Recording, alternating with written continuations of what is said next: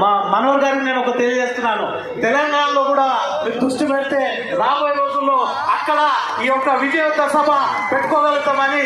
ఎందుకంటే మన నాయకుడిని ఒక ఆంధ్రప్రదేశ్కి పరిమితం చేయకండి నేను కోరుకుంటున్నాను. కొంచెం సమయం తెలంగాణలో ఉడిస్తే తెలంగాణలో యువ రక్తం ఎదురు చూస్తుంది. మీరు ఒక్క అవకాశం ఇవ్వండి, అక్కడ కూడా మేము రాబోయే రోజుల్లో విజయోత్సవ సభలు జరుపుకుంటామని తెలియజేస్తూ, నాకు ఈ అవకాశం ఇచ్చిన పెద్దలందరికీ పేరు పేరున ధన్యవాదాలు తెలియజేస్తూ సెలవు. తదుపరి మంచి ప్రభుత్వం, ఎన్డీఏ గుడ్ గవర్నెన్సీ.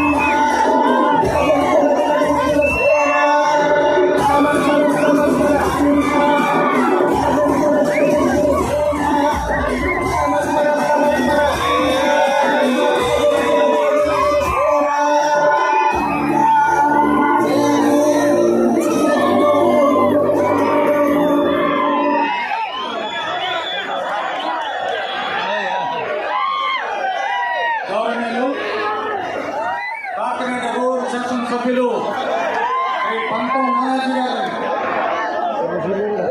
దయచేసి శాసనసభ్యులు అందరూ కూడా అవకాశం ఇచ్చిన అధ్యక్షులు